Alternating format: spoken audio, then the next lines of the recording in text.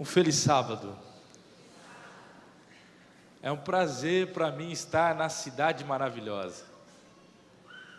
Eu de Curitiba, saí do frio e da chuva para vir aqui, ter o prazer de conhecer vocês. Eu agradeço ao Kleber pelo convite, pela Lu também, a Luciana, por ter convidado. Esse casal é uma bênção, tive o privilégio de trabalhar com eles lá em Curitiba, um tempo quando eu era ali pastor jovem da Igreja do Portão. E eles me convidaram para estar esse final de semana com vocês. Então, já estive ontem com o coral, hoje e amanhã vou estar aqui no culto também. Você deve ter reparado no boletim o tema do nosso estudo dessa manhã. O tema é: qual é o seu mar? Eu queria convidar você para abrir sua Bíblia no livro de Apocalipse, capítulo 21. Apocalipse, capítulo 21. Sabe que normalmente todos nós temos um texto preferido, e de muitas pessoas esse capítulo é o capítulo preferido, porque fala de um novo céu, fala da vida além do rio que acabamos de cantar. Apocalipse 21, eu queria que você lesse comigo a partir do verso 1, o que diz ali: vi um novo céu e uma nova terra, pois o primeiro céu e a primeira terra passaram, e o mar já não existe. Vi também a cidade santa, a nova Jerusalém, que descia do céu, da parte de Deus, ataviada com uma noiva adornada para seu esposo. Então ouvi grande voz vinda do trono, dizendo: eis o tabernáculo de Deus com os homens, Deus habitará com eles, eles serão povos de Deus, e Deus mesmo estará com eles. Esse aqui é o meu preferido agora, verso 4: e lhes enxugará dos olhos toda lágrima, e a morte já não existirá, já não haverá luto, nem pranto, nem dor, porque as primeiras coisas passaram. E aquele que está sentado no trono disse: eis que faço novas todas as coisas, e acrescentou: escreve, porque essas palavras são fiéis e verdadeiras. Esse texto é muito bonito, não é, irmãos? Um novo céu, uma nova terra. Nós sempre recitamos ele na igreja, muitas pessoas sabem decor, mas essa manhã eu queria te chamar a atenção para um detalhe específico dessa mensagem. Eu quero chamar a sua atenção para o verso 1. João, que escreveu o livro de Apocalipse, ele diz assim: eu estou vendo, eu vi o novo céu e a nova terra, pois o primeiro céu e a primeira terra. E aí ele conclui esse verso dizendo o quê? E o mar já não existe. Você já parou para pensar do porquê que no novo céu e na nova terra não vai existir mais mar? Por que João está falando isso? Interessante, né? Ele olha e diz: eu não estou vendo mar, o mar já não existe. E depois você vê no capítulo seguinte que João fala assim, que o mar, como que vai ser o mar no céu? Como um mar de vidro, quer dizer que a água vai ser tão cristalina que vai parecer um vidro. Parece que não está combinando, né? Como assim? O mar já não existe, e no outro capítulo o mar vai ser como vidro. Sabe, irmãos, estudando a Bíblia, eu fiquei tão curioso que resolvi estudar. Por que João está dizendo que o mar já não existe? E segundo a palavra de Deus, e segundo a minha vida prática de oração, eu separei 5 motivos que eu queria que você acompanhasse comigo nessa manhã. 5 motivos por que João não viu o mar. Por que ele diz o mar já não existe? O primeiro deles, eu quero que você pegue a sua Bíblia e abra no livro de Miqueias, capítulo 7, verso 19. Um livro que é pouco comum nós estudarmos, mas se você tiver com a sua Bíblia aí, procure o livro de Miqueias, no capítulo 7, o verso 19.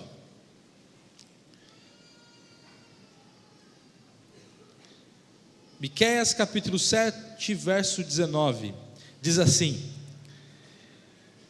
tornará a ter compaixão de nós, pisará aos pés as nossas iniquidades e lançará todos os nossos pecados aonde, irmãos? Nas profundezas do mar. Eu cheguei a uma conclusão. Sabe por que João, quando ele olha para o novo céu, olha para a nova terra, ele não vê o mar, ele diz: o mar já não existe? Primeira conclusão que eu tiro, primeiro aspecto, é porque o mar é o cemitério dos nossos pecados. Se você depois acompanhar na sua casa, você lê Jeremias capítulo 31, verso 34, lá a palavra de Deus diz que no novo céu, na nova terra, Deus vai apagar o quê? Os pecados. No novo céu e da nova terra não vão mais existir pecados, amém? Miqueias diz para nós que no novo céu e na nova terra, ele está dizendo que os nossos pecados, até chegar lá, na compaixão de Deus, os nossos pecados são lançados na profundeza do mar. E tem alguém que diz ainda que Deus não só pega os nossos pecados e joga no fundo do mar, mas também Ele coloca uma plaquinha escrito: proibido pescar. Já ouviu isso? Para que ninguém pegue os nossos pecados e jogue na nossa cara. Irmãos, no novo céu e na nova terra, não vamos mais ter pecado, porque o mar já não existe. Você sabe que, segundo os estudos, segundo nós sabemos, o homem já chegou à lua, mas até hoje ele não conseguiu chegar no lugar mais fundo do mar. Não consegue. Tem equipamentos que não conseguem chegar no lugar mais fundo do mar, e eu digo: louvado seja Deus por isso, porque aonde estão os meus pecados, ninguém chega mais. Glória a Deus, não é verdade? Primeiro motivo então, não existe novo céu, não existe mar no novo céu e na nova terra, porque o mar é o cemitério do quê? Dos nossos pecados. Não vai existir mais pecado, não vão existir mais pecados. Segundo motivo, eu queria que você abrisse sua Bíblia agora em Deuteronômio, capítulo 29, o verso 29.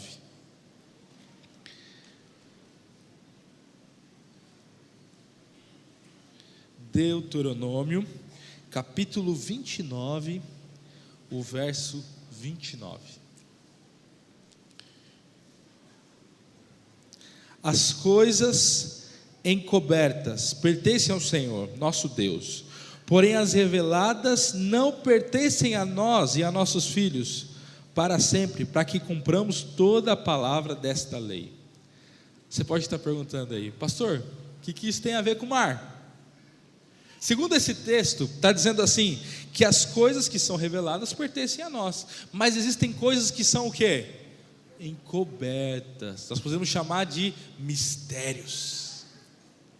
Sabe, irmãos, como eu disse, até hoje o homem não conseguiu chegar no ponto mais profundo do mar. O mar é cheio de mistérios.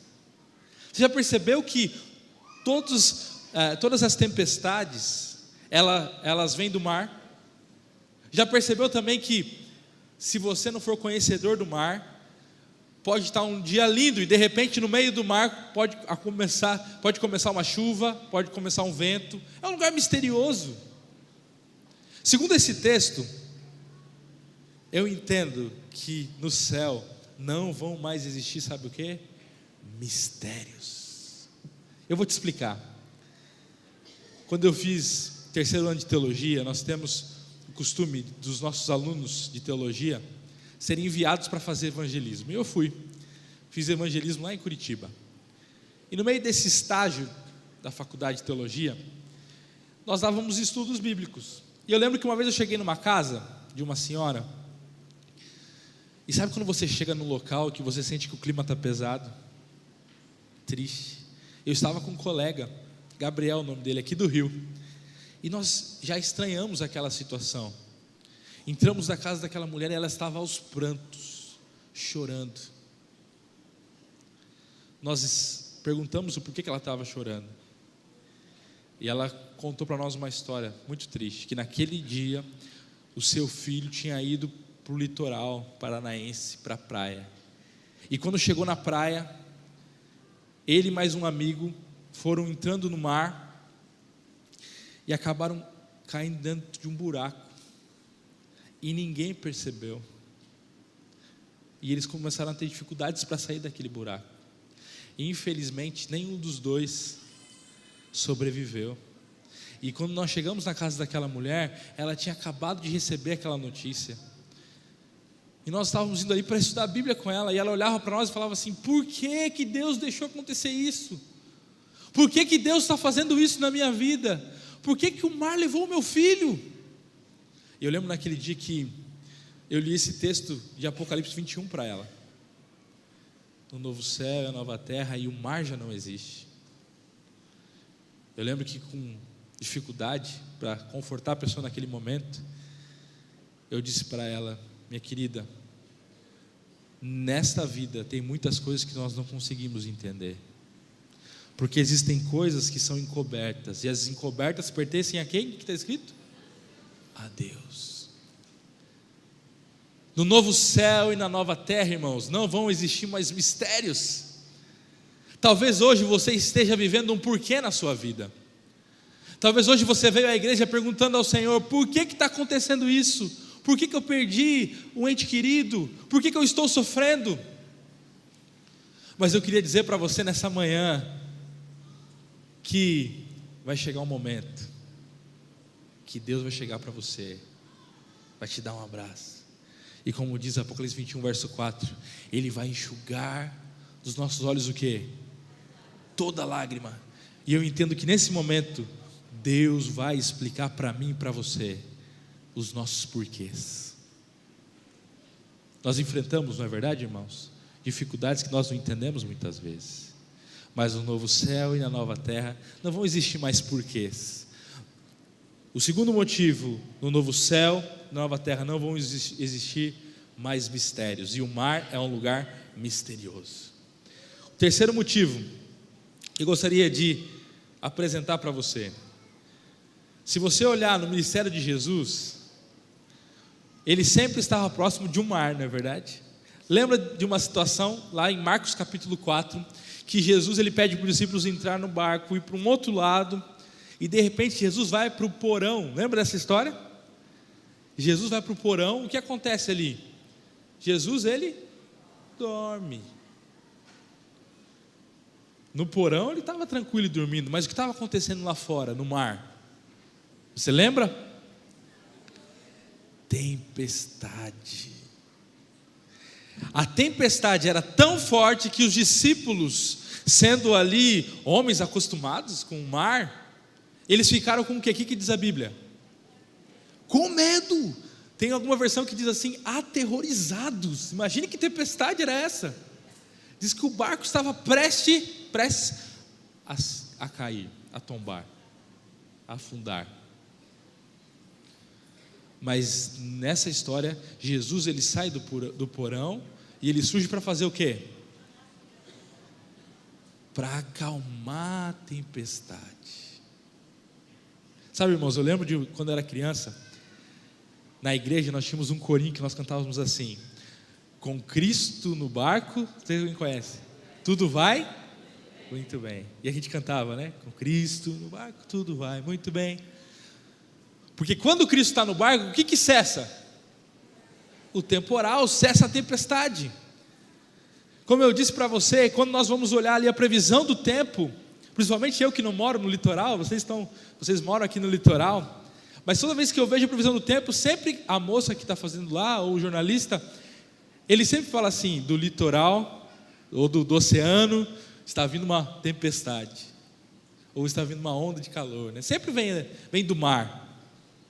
Se você prestar atenção, o povo de Israel, quando saiu do Egito, qual foi a dificuldade deles? O que estava na frente? O mar. Sabe por que não vai existir mais mar no novo céu e na nova terra?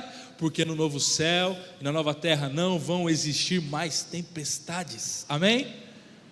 Qual que é a sua tempestade hoje? O que tem chacoalhado o seu barco nessa vida? O que tem trazido problemas, dificuldades para a tua família, para a tua casa? Quem sabe para os teus estudos, para os teus trabalhos? Se Cristo estiver no barco da tua vida, não vão existir tempestades. E mesmo que a tempestade venha alcançar o seu barco, Cristo levanta e Ele acalma. Lembra que nós lemos em Apocalipse 21? o próprio Deus vai habitar conosco, amém? E o livro de João diz que onde existem luz, não existem trevas, e a tempestade surge trazendo trevas. No novo céu, na nova terra, nós não vamos ter mais tempestades, irmãos. Então, primeiro, não vai existir mais o mar na nova terra, porque o mar é o cemitério do quê? Dos pecados. O que mais que não vai existir no céu? Os mistérios. No mar, o mar é muito misterioso. Se você acompanhar nas notícias, sempre surge um noticiário dizendo que foi encontrado um novo animal marinho. Já viu isso? Que era da profundeza, que acaba morrendo e daí ele acaba boiando, porque os homens estão descobrindo ainda. É um lugar misterioso. No céu não vão existir porquês. Deus vai responder, não vão existir mais mistérios. Terceiro, no mar tem muita tempestade, e no céu não vão existir mais tempestades. O quarto ponto que eu gostaria de acompanhar com você, eu tenho certeza aqui que todos aqui já viram um mapa mundi. Tenho certeza. Já viu o mapa mundi? O que faz separação dos continentes? Você já viu? Os oceanos. Popularmente nós chamamos de mar, não é verdade? É o que faz separação entre os continentes, continente europeu, continente americano. Só olhando para essa imagem, eu já consigo entender porque não vai existir mar no céu, no sentido que João está falando. O que o mar faz no mapa mundi? Ele faz separação. No céu vai existir separação? O que você acha? Nunca mais vai existir separação. Eu gosto do hino do Inário que diz assim: ó, nunca separar. Não, nunca separar. Nós vamos viver na Nova Jerusalém e não vai existir mais separação. Agora para pensar, será que a separação já trouxe tristeza para você? Para mim também. Saudade, morte, guerras, distância. No céu não vão existir mais distâncias, amém? Talvez você tenha saudade de um amigo que faz tempo que você não encontra, talvez de alguém que mora longe, ou talvez alguém que até já passou pela morte. No céu nós vamos ter as nossas lágrimas de saudades, todas elas enxugadas. No céu não vai mais existir separação. Mas como eu disse para você, próximo capítulo de Apocalipse, eu convido você para voltar lá, para Apocalipse 21. Diz que nós vamos ter um mar no novo céu e nova terra como vidro. Então eu já não quero deixar ninguém que gosta do mar preocupado, né? Que uma vez eu preguei esse sermão e um amigo meu surfista chegou para mim e falou: ô pastor, não vai existir mais mar no céu. Que tristeza. A Bíblia diz que vai existir um mar, mas é um mar totalmente novo. Mas por que João então faz questão de dizer isso? Eu estou fazendo uma aplicação aqui para você nessa manhã. Por que João faz questão de dizer em Apocalipse 21 que ele olha para o novo céu e para a nova terra, e no verso 1 ele diz: e o mar já não existe? Vamos lembrar um pouquinho dessa situação aqui. Eu já disse, mas vou perguntar para vocês: quem que escreveu o livro de Apocalipse? João. Você lembra qual que era a situação de João? Onde que ele estava? Na ilha de Patmos. Ele estava lá passeando, passando férias. Ele pensou assim: eu vou escrever um livro, então eu vou para uma ilha me retirar. Foi isso que aconteceu? O que ele estava fazendo lá? Ele estava preso. Segundo a tradição, João, ele foi jogado dentro de um tanque, vamos dizer assim, uma panela, né? Um tanque, um caldeirão cheio de azeite fervendo. Segundo a tradição, ele foi jogado ali. O que aconteceu com João? Nada. Olha que milagre. Então o imperador da época pensou: se eu não consigo matar ele, o que eu vou fazer com ele? Vou prender, vou isolar ele, para que as mensagens não cheguem mais. Mas a Bíblia diz que ainda assim ele escreveu o Apocalipse, depois saiu. E se você for ver a história, o livro de João foi o último livro a ser escrito. Depois de Apocalipse ele escreveu mais um livro. Mas eu quero que você pare para pensar na situação de João. João, ele é conhecido como o discípulo que? Amado. Segundo alguns estudos, ele escreveu o Apocalipse já com uns 80, 70 anos, já com idade. Agora ele estava preso numa ilha. Será que ele tinha saudade dos seus amigos? Será que ele tinha saudade da sua família? Com certeza ele estava isolado. Jesus disse que João, ele ia ser o último discípulo, né? Tanto que alguns achavam que ele não ia nem morrer. Imagine, João, ele viu Pedro ser crucificado de cabeça para baixo. João, ele viu Estevão ser apedrejado.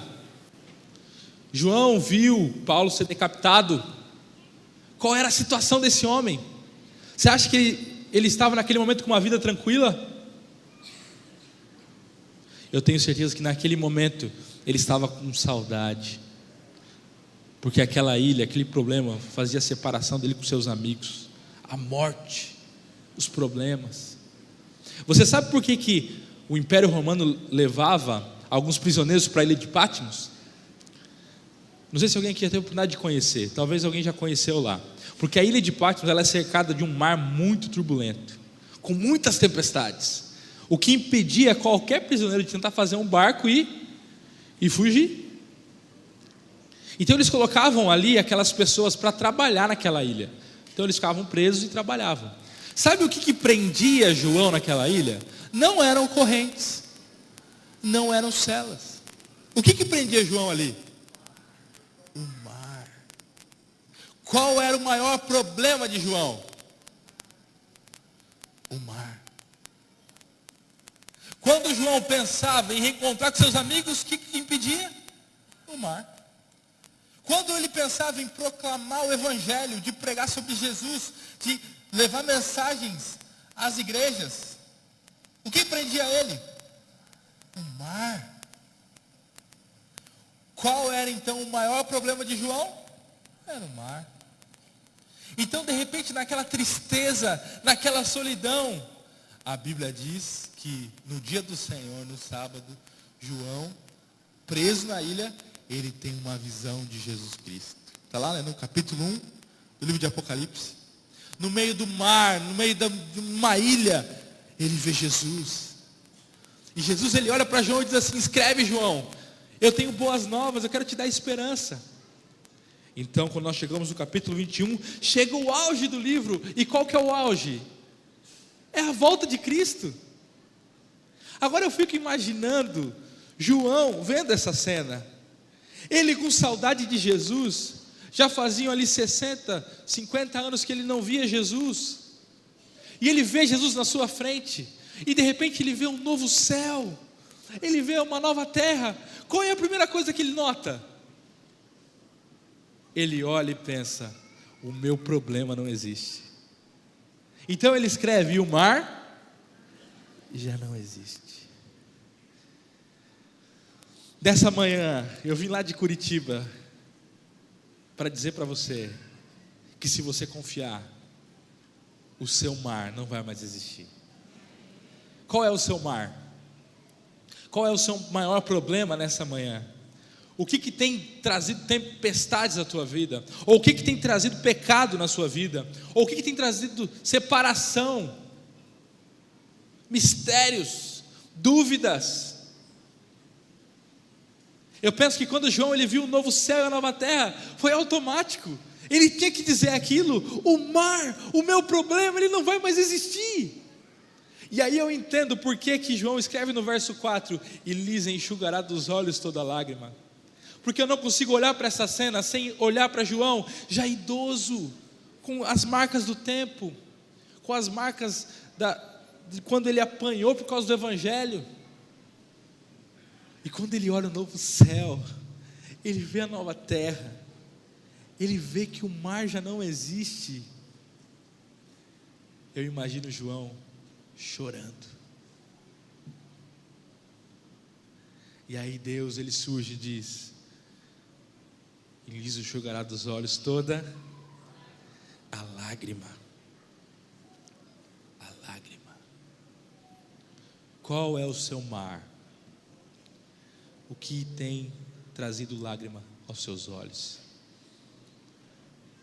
Eu queria chamar o Ministério 180 Graus para se preparar.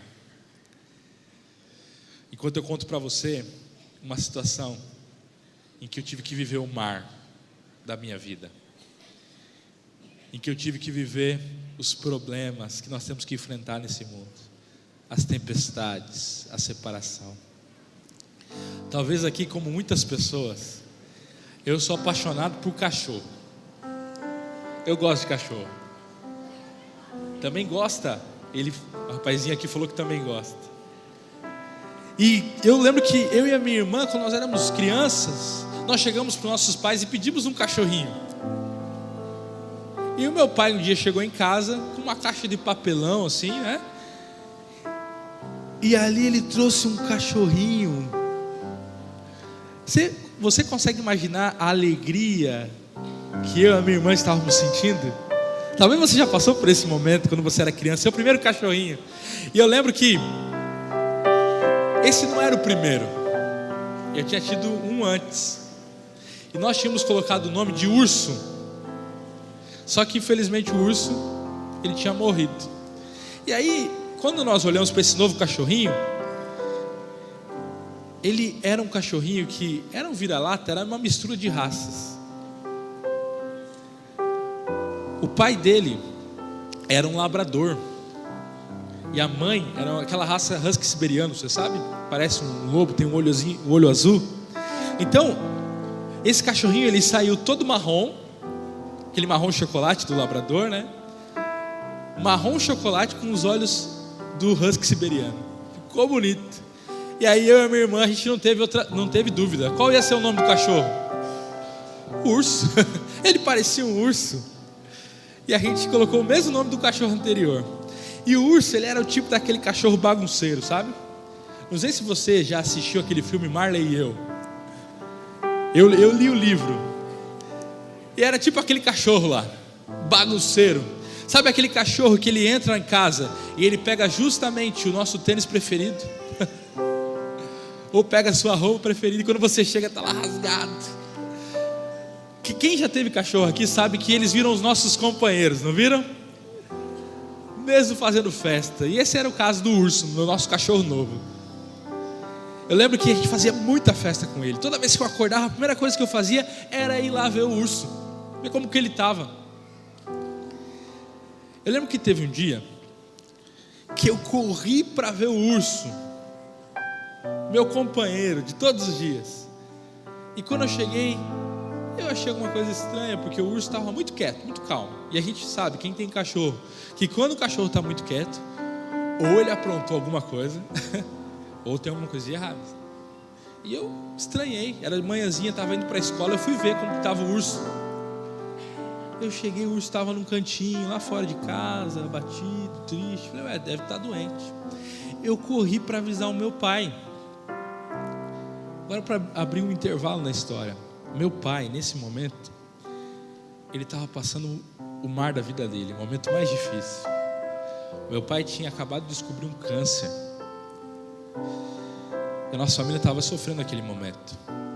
Eu lembro que o médico, quando falou com meu pai, dando a notícia do câncer, ele disse que o câncer tinha cinco estágios. E do meu pai já estava no 5º, quando ele descobriu. Foi uma doença silenciosa. E para quem já viu alguém com câncer, sabe que isso é terrível, né? Essa doença é maligna. E aquele tratamento de quimioterapia, de radioterapia, né? Muito forte. E meu pai era gordinho, assim, forte, era baixinho, gordinho. E eu lembro que começou a emagrecer, por causa do tratamento, né? Muito forte. Ficou pele e osso. Meu pai tinha alguma dificuldade para andar. E eu lembro que eu corri e falei, pai, o urso está doente. Aconteceu alguma coisa, ele está muito quieto, está abatido. Meu pai pegou e chamou uma amiga nossa, uma veterinária, para ir lá. Eu fui para a escola, voltei e a veterinária estava chegando. Ela chegou, olhou para mim e falou, Wellington, fica tranquilo, porque amanhã cedo o urso já vai estar melhor. Ela aplicou-lhe uma injeção, deu um remédio. No outro dia, quando eu acordei, qual você acha que foi a minha primeira atitude? eu corri para ver o urso. Imagine, meu companheiro, meu amigo, eu corri lá. E eu lembro que a minha casa era uma casa de madeira, assim, tinha uma vida bem humilde. E quem já morou em casa de madeira sabe que quando a gente anda, estrala tudo, né? E eu saí correndo, acho que eu acordei a casa inteira. Eu fui lá ver o urso, e quando eu cheguei para ver o urso, ele estava no mesmo lugar. Só que dessa vez estava diferente. Eu fui me aproximando ali e vi que o olhar já não estava mais fundo, estava parado. Quando eu vi, o urso tinha morrido. E para quem já perdeu um cachorrinho aqui sabe que é terrível, né? A gente, quem sabe aqui, quando conta essa história, muita gente lembra do seu cachorrinho, né? Os nossos amigos. E eu lembro que quando passei por aquilo, eu comecei a chorar. Só que ele era o meu amigo, ele era o meu companheiro. E eu comecei a chorar mais forte. Chorei forte aquele dia. Separação é terrível para nós, né? Mesmo que seja de um animalzinho. Quem dirá de uma pessoa que nós amamos. E eu estava chorando ali. E como eu disse, por ter corrido, por estar chorando alto, eu tenho acordado toda a casa. E de repente, no meio do meu choro, eu senti que tinha alguém chegando na casa de madeira, alguém andando, se aproximando de mim. E eu ali abaixado, chorando. E quando a gente tem um problema assim, a gente só consegue enxergar o nosso problema, não é verdade?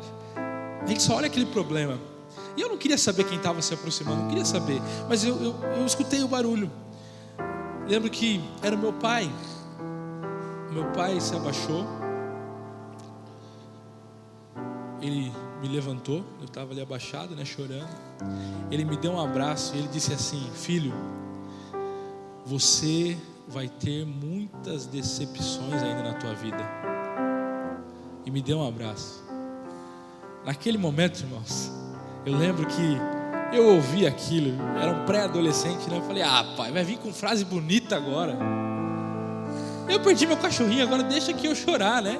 Não liguei para o que ele falou. Mas exatamente uma semana depois, eu tive a maior decepção da minha vida. Meu pai faleceu. E eu lembro que eu passei os últimos momentos da vida do meu pai do lado dele. Sabe que pelo estado da doença, eu acredito, eu era uma criança, não me lembro, mas eu acredito que os médicos mandaram ele para casa justamente para descansar com a família, né? Eu lembro que naquele dia ele me chamou para conversar, me deu algumas orientações. E no momento, para quem já viu alguém perder a vida na sua frente, sabe que essa cena nunca mais sai da mente, né?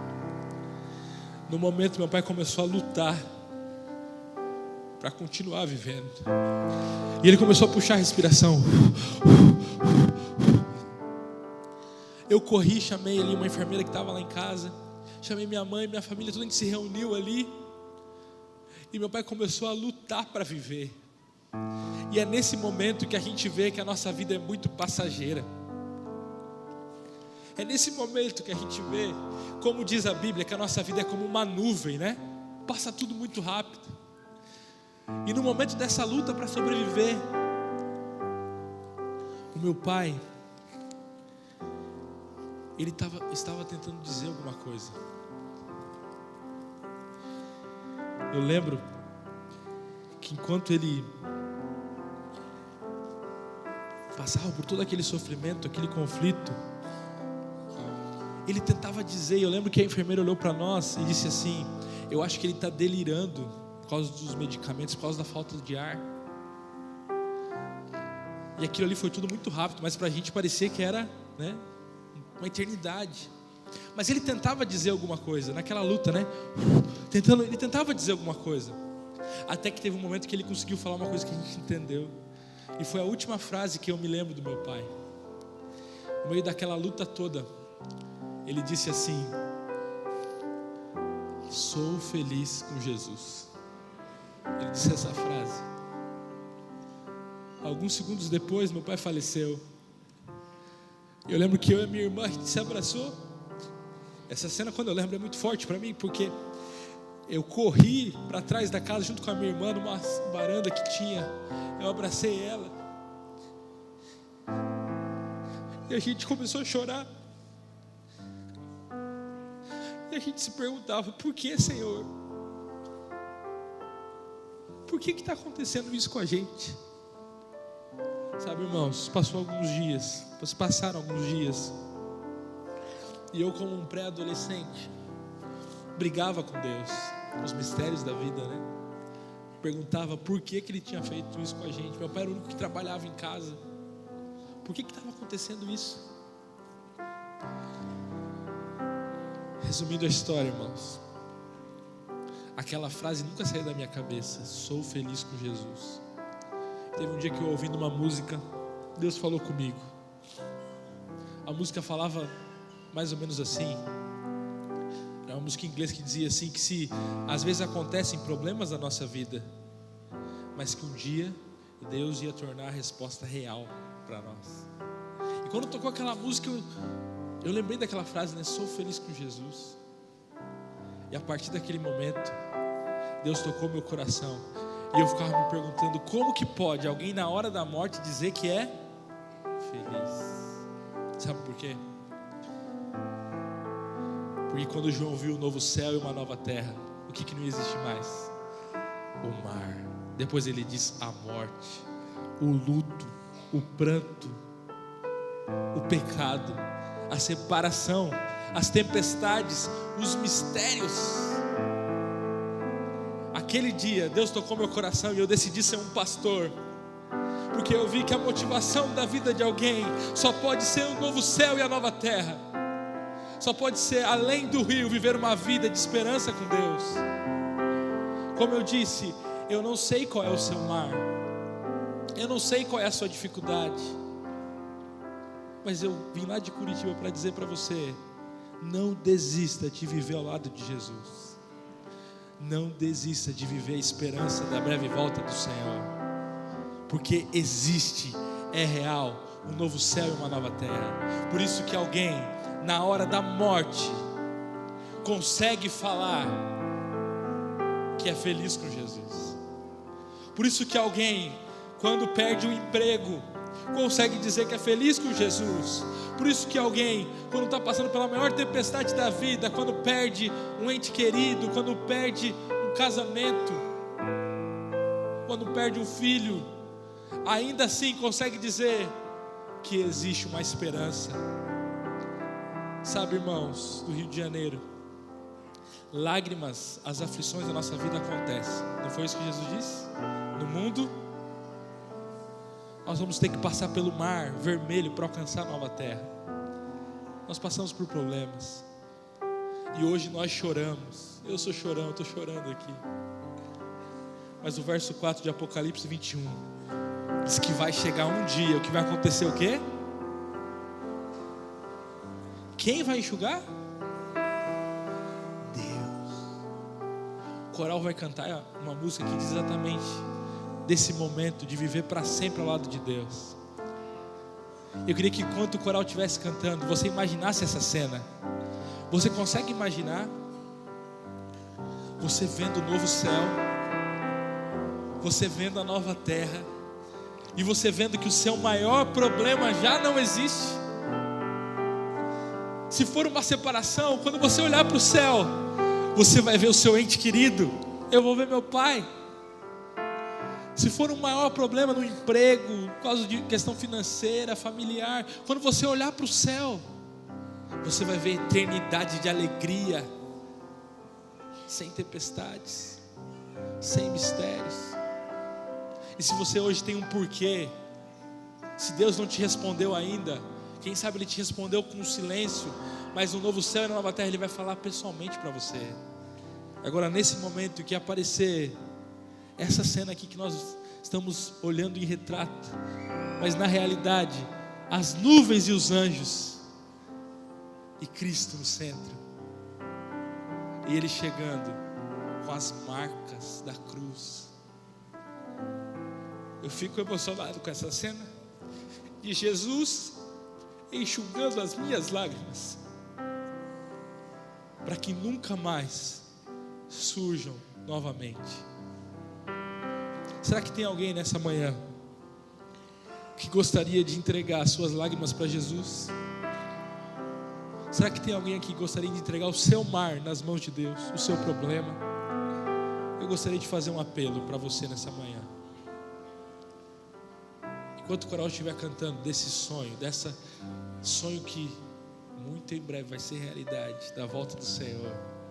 Se tem um problema que você precisa entregar para Deus, enquanto o coral estiver cantando, eu convido para você ficar de pé, aí onde você está, em atitude de oração, imaginando essa cena. Deixa o Espírito Santo tocar o teu coração. Entrega para Jesus os seus fardos, para Ele te aliviar os seus problemas. Enquanto essa música estiver cantando, se você sentir que hoje é o dia de entrega, fique de pé, simbolicamente testemunhando que você decidiu hoje confiar em Cristo Jesus. Ouça essa música e aceite o convite do Senhor.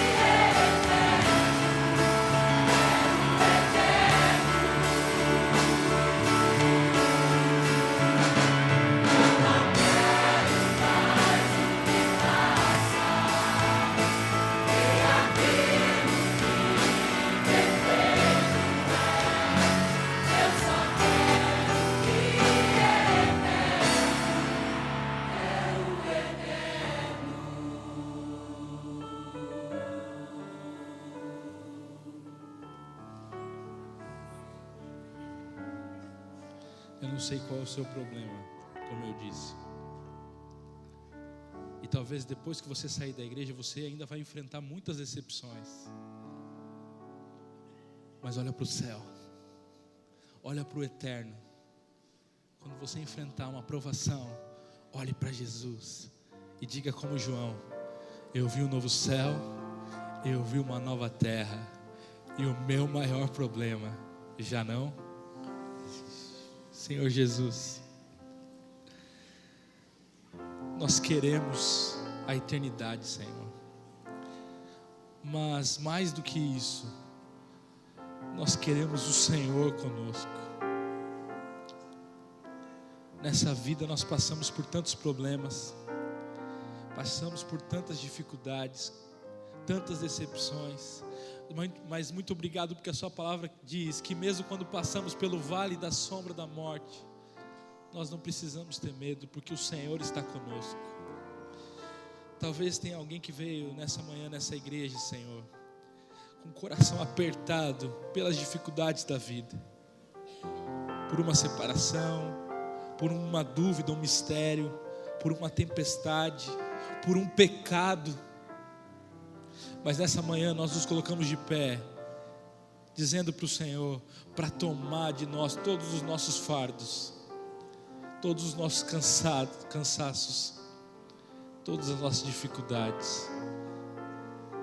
Nos ajuda, Senhor, nos fortaleça, para que o foco da nossa vida seja estar no novo céu e na nova terra, e ter os nossos olhos, as nossas lágrimas enxugadas pela Tua mão. Nos leva para casa cheios de poder, cheios do Espírito Santo, para superarmos as dificuldades do dia a dia.